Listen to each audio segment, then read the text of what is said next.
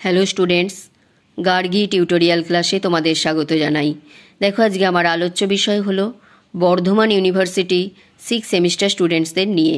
এর আগের ভিডিওতে আমি তোমাদের দেখিয়েছিলাম যে কোন কোন সাবজেক্ট আমি নিয়েছি এবং কোন কোন সাবজেক্ট থেকে আমি তোমাদের সাজেশান, কোয়েশ্চেন অ্যান্সার দেবো বলেছি। তো আরেকবার দেখিয়ে দিচ্ছি, তারপর আমি আসছি আমার আলোচ্য বিষয়ে। DSC Bengali, DSC political science, DSC history, এগুলো সবই পাসের সাবজেক্ট। এবং দেখো, জি এডুকেশন, জি পলিটিক্যাল সায়েন্স, জি হিস্ট্রি, জি সংস্কৃত, জি এসিসি হিস্ট্রি এবং এসিসি পলিটিক্যাল সায়েন্স। তাহলে এই সাবজেক্টগুলোকে আমি রেখেছিলাম এবং তোমাদের বলেছিলাম যে এখন আমি এই সাবজেক্টগুলো থেকেই সাজেশন, কোয়েশ্চেন অ্যান্সার দেব। এর বাইরে আমি কোনো সাবজেক্ট নিতে পারবো না, কারণ এগুলোই অনেকগুলো হয়ে গেছে। পরবর্তীতে যদি আমি এগুলো শেষ করতে পারি তাহলে আমি তখন চেষ্টা করব। তো এখন আমি যেটা তোমাদের দিয়ে দিচ্ছি সেটা হচ্ছে ডিএসসি হিস্ট্রির যে সিলেবাস, সেটা আজকে আমি তোমাদের দিয়ে দেব। তার সাথে বলে রাখি, ডিএসসি শব্দের অর্থ তোমাদের জানা দরকার।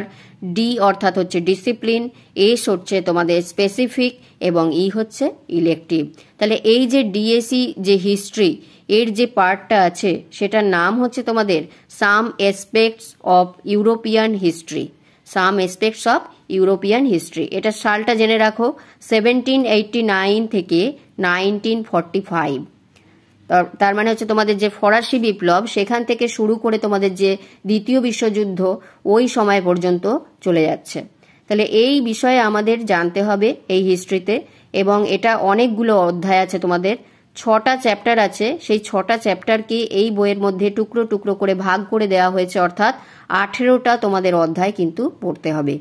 এই সিলেবাসটা আজকে আমি তোমাদের আগে দেখিয়ে দেব, তারপর এর থেকে তোমাদের সাজেশন দেব এবং কোয়েশ্চেন অ্যান্সার দেব। এই 18টা অধ্যায় যখন পড়তে হবে, তোমরা নিশ্চয়ই বুঝতে পারছো এটা কম সিলেবাস নয়। এখানে অনেকটা বড় চ্যাপ্টার নিয়ে এটা গঠিত এবং এখানে তোমাদের প্রচুর প্রশ্ন হবে। এমন নয় যে 10-15টা প্রশ্ন হবে, এখানে হয়তো 20-22টা বা 25টা প্রশ্ন হতে পারে। তো চলো আমি আগে সিলেবাসটা তোমাদের একবার দেখিয়ে দিই। এই হচ্ছে দেখো প্রথম অধ্যায়, অর্থাৎ এখানে আছে ফরাসি বিপ্লব। ফরাসি বিপ্লব থেকে এই প্রশ্নগুলো আছে। তো আমি এর মধ্যে থেকে তোমাদের সাজেস্টিভ করে দেব এবং সাজেশান দিয়েই তার প্রশ্নের উত্তরগুলো দেব।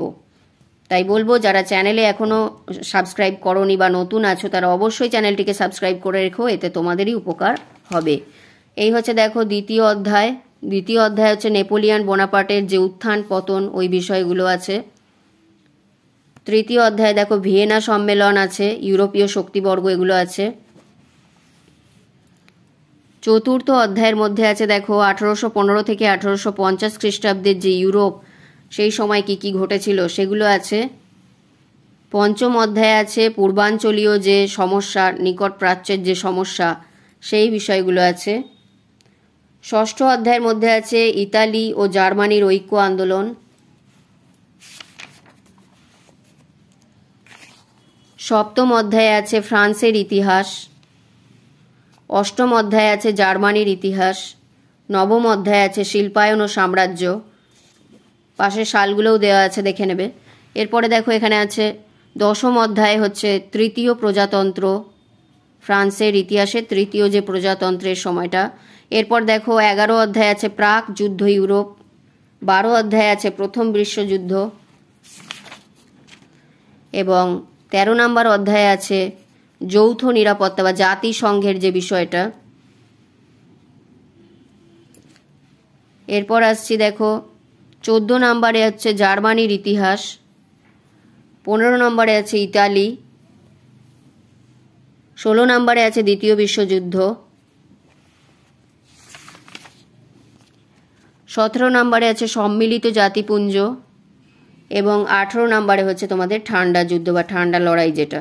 তাহলে এতগুলো প্রশ্ন, বুঝতেই পারছো, এতগুলো চ্যাপ্টার, এর থেকে সাজেশন আমি তৈরি করে দেব, দিয়ে তারপর তোমাদের প্রশ্নের উত্তরগুলো দিয়ে দেব। তোমরা অবশ্যই চ্যানেল ফলো করো, এতে তোমাদের অনেক হেল্প হবে। তাহলে এই বলে আমি ভিডিওটি শেষ করলাম এবং সিলেবাসটিও তোমাদের দেখিয়ে দিলাম। এটি অবশ্যই গুরুত্বপূর্ণ এবং বন্ধুদের মধ্যে অনেক অনেক শেয়ার করে দিও ভিডিওটি। যদি ভালো লাগে একটি লাইক করে দিও, চ্যানেলে নতুন হলে সাবস্ক্রাইব করে নিও। দেখা হচ্ছে পরবর্তী ভিডিওতে।